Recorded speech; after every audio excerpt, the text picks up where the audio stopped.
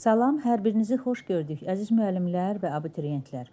Bugün, yəni 11 yanvar 2026-cı ildə eyni zamanda həm də hədəf hazırlıq kurslarının blok imtahanı təşkil olunub. Qarşınızda gördüyünüz suallar isə 10-cu sinif üçün nəzərdə tutulan biologiya suallarıdır. Suallar sizlərin xahişi ilə mən tərəfindən izah verilir, mən isə Şəlalə İbrahimova. Gəlin baxaq suallara. Sual 31-ci sualda K5, L5, Y5, D1, yəni badımcan çiçəklər fəsiləsi, C6, Y6, D1, yəni fəsilə olaraq zambaqlar fəsiləsinin ortaq olan nədir? Bunlar üçün ortaq olan qida maddələrinin ləpə yarpağında toplanmasını kiləpəli bitkilər üçün işlədirik. Kök sistemi birində mil kök sistemi, yəni badımcan çiçəklər fəsiləsində mil, zambaqlar fəsiləsində saçaqlıdır. Amma meyvə tipi olaraq, bəli, götürə bilərik. Hər ikisində gilə meyvə və qutucuq meyvə tiplərinə rast gəlinir. Tozluqları birləşib boru əmələ gətirən fəsilənin meyvə tipi haqqında doğru fikir istəyirsə, tozluqları birləşib boru əmələ gətirən sözü deyirsə, bu mürəkkəb çiçəklər fəsiləsidir. Tozluqları ilə birləşir və mürəkkəb çiçəklər fəsiləsində toxumca meyvədir. Bərk və odunlaşmışdır? Yox. Toxum qabığına, meyvə yanlığı toxumun qabığına bitişmir. Onların açar sözü adətən belə olur ki, meyvə yanlığı xaricdən nazik dəriciklə örtülmüşdür. Bu fikri söyləmək olar. Daimi forması olmayan bir hüceyrəli heyvan istəyir, yəni amöbdən söhbət gedir.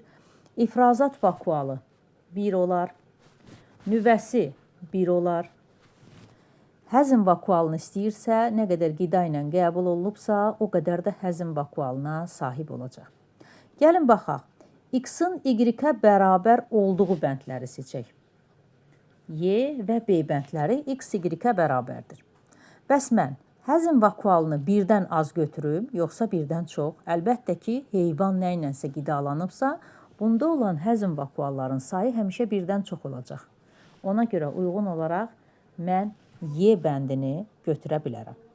İndi tutaq ki, heyvan bir müddət heç nə ilə qidalanmayıb, bu zaman onun həzm vakualı olmaya da bilər. Bu sualı yazan və ya tərtib eləyən düşünmək istəyirəm ki, əgər heyvan bir müddət acdırsa, onda həzm vakualı yoxdursa, B bəndində nə uyğunsuzluq var? Yəni, ən azından heyvan qidalandıqdan sonra bu sözü də əlavə eləmək lazımdır.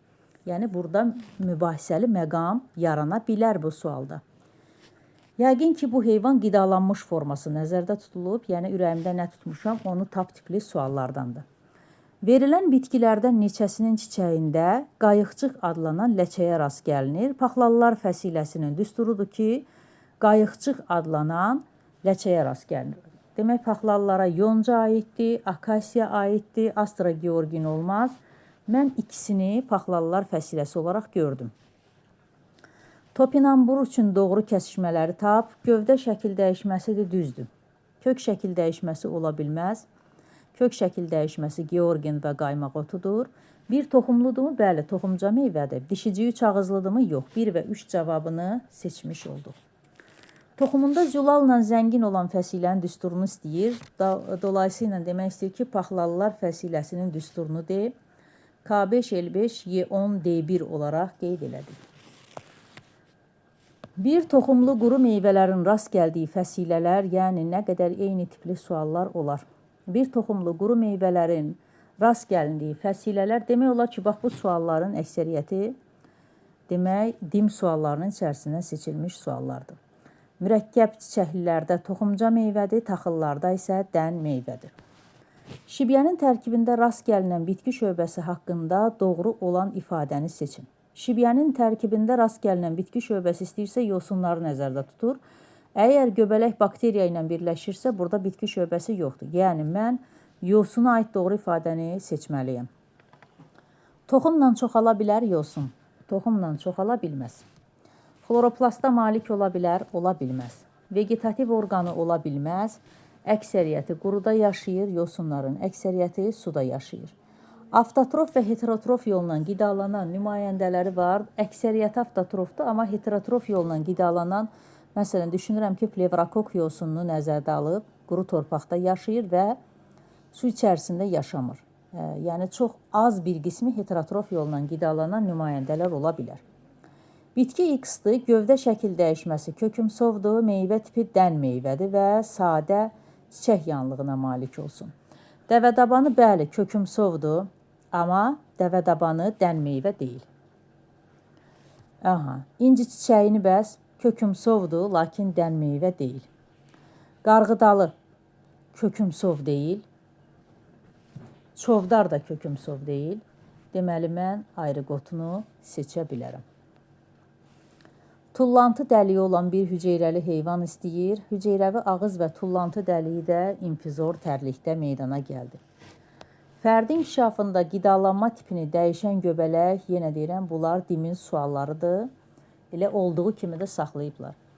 Deməli, bəli, qov göbələyini misal göstərə bilərsiniz ki, inkişafın əvvəlində parazit, sonra isə saprofit qidalanır. Şəkildə verilən qoza və toxumun aid olduğu bitki.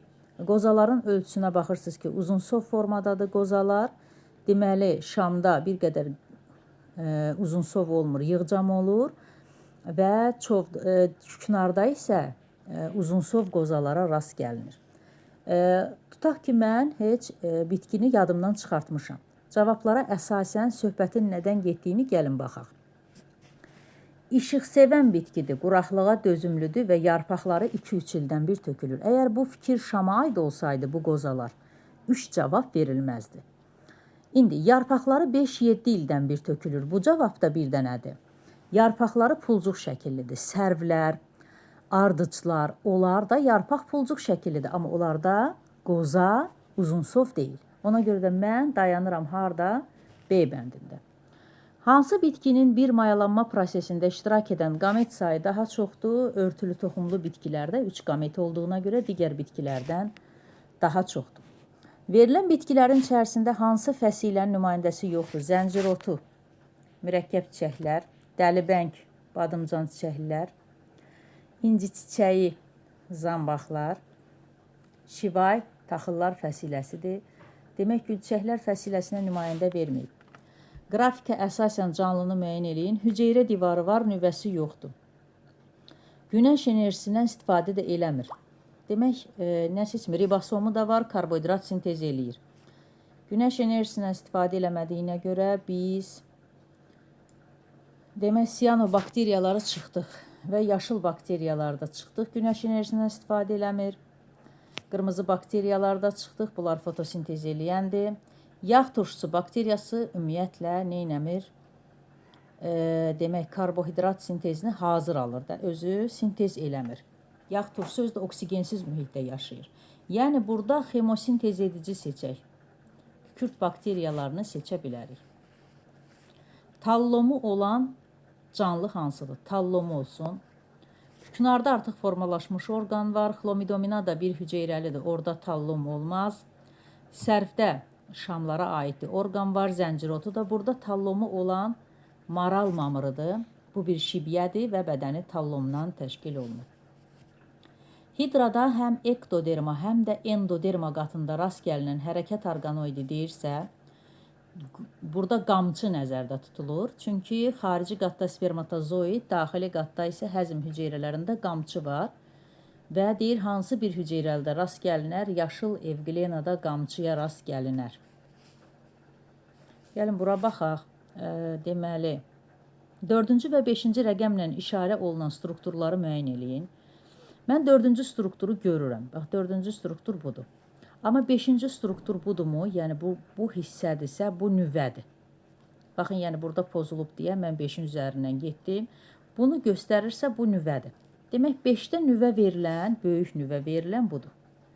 Əslində, bu, qamçının dibində yerləşəni qırmızı gözcük götürərdi. Amma sonunda nüvə verilən cavab bir dənə B bəndidir. Ona əsasən, oradan yola çıxaraq, mən onu ifrazat vakualı götürürəm. Məcburən onu ifrazat vakualı. Amma qamçının dibində ifrazat vakualını göstərməyi məqsədə uyğun hesab eləmirəm. Adətən qamçının dibində qırmızı gözcüyü işarələyirlər və şəkillərdə də elə olur.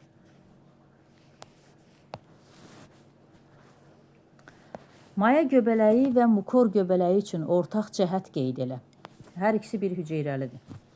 Dərman preparatı, maya göbələyindən dərman preparatı yox, qıcqırmada, spirt istehsalında, xəmiri qıcqırtmada, pivə istehsalında istifadə olunur. Mukor göbələyindən isə dərman istehsal olunmur. Pensilindən dərman istehsal olunur. Maya tumurcuqlanma ilə çoxalır, ona görə bunu ortaq cəhət yazmaq olmaz. Hüceyrələri bir nüvəlidir. Mukorda isə bir hüceyrəli, çox nüvəli olduğuna görə Y bəndini seçə bilmirəm. Uyğunsuzluq olsun. Şivay dən meyvədir, sarlıq otu buynuz meyvədir.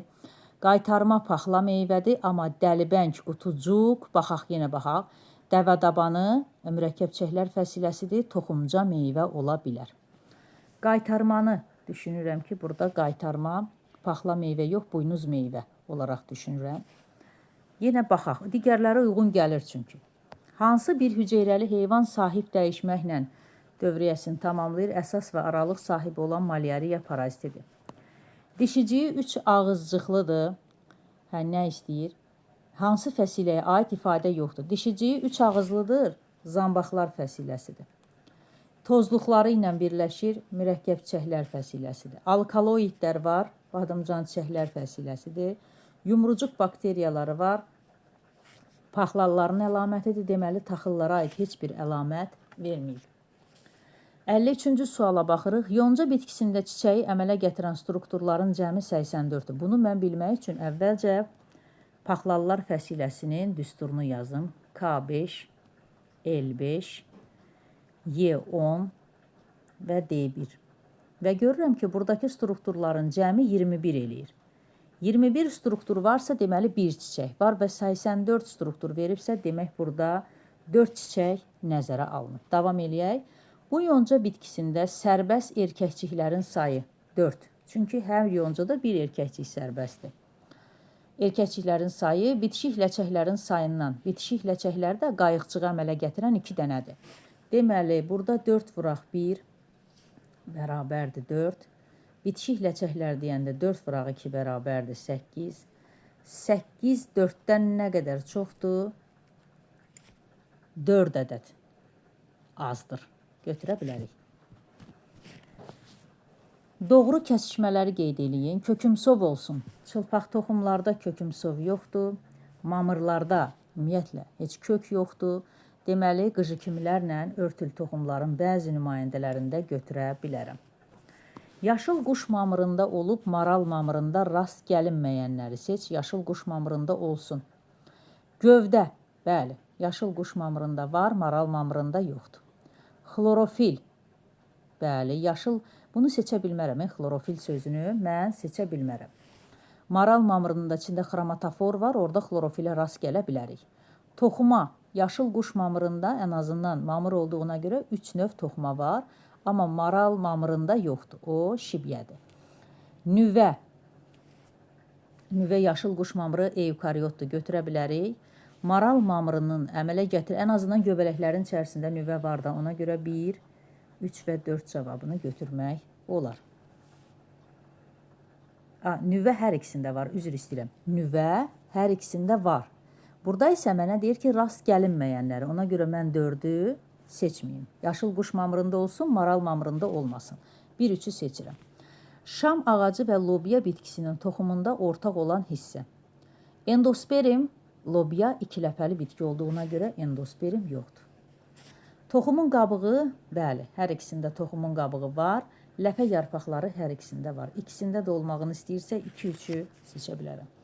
Yeməli göbələklər olsun. Yeməli göbələklər ağ göbələk, toz ağacı göbələyi, qırmızı göbələk. Və burada doğru yazılıb A, B və D. Zəhərli göbələklər solğun əzvay və milçək qıranı isə zəhərli göbələklərdir. Xatırladım ki, bu bir abituriyentin sual kitabçasıdır və biz onun sual kitabçası üzərində izah veririk. Ona görə bu yazılar qüsur hesab olunmaz inşallah. İri şam ağacı ilə əhatələnmiş məktəb həyətində şagirdlər yaz yağışından sonra, baxın, yaz sözünü xüsusilə vurğuluyuruq, qəribə sarımtıl toz gölməçələrin içində görürlər, bəlkə kükürt yağışı yağmışdır, dedilər. Biri bu hadisəni araşdırdı.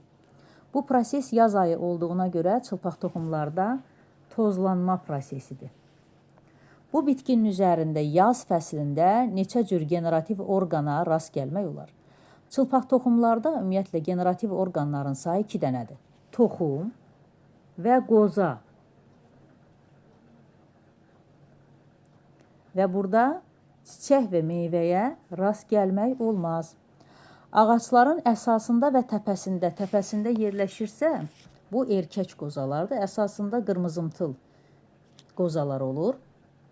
Hər birində, yəni həm erkəkdə, həm də dişi qozalarda 30 pulcuq var deyir. Olsun. Və əmələ gələn tozcuq dənələrinin sayı yumurtacıq sayından neçə dəfə fərqlənir? Erkəkçikdə 30, yəni erkək qozalarda 30 pulcuq varsa, 2-yə vuraram, 60 tozcuq kisəsi var və deyir hər kisədə 50 dənədir. Vuraram 50-yə. Deməli, mənim tozcuq dənələrinin sayını hesablayıram. 3000 tozcuq dənəsi hesabladım. Dişi qozalarda 30 pulcuq varsa, demək 60 yumurtacıq var. Və 3000-i 60-a bölərəm. Cavab 50. Beləliklə biz 10-cu siniflər üçün nəzərdə tutulan blok imtahanının suallarına birlikdə baxdıq. Hər birinizin fikri mənim üçün dəyərlidir. Vaxt ayırıb baxdığınıza görə sizə təşəkkür edirəm. Çox sağ olun.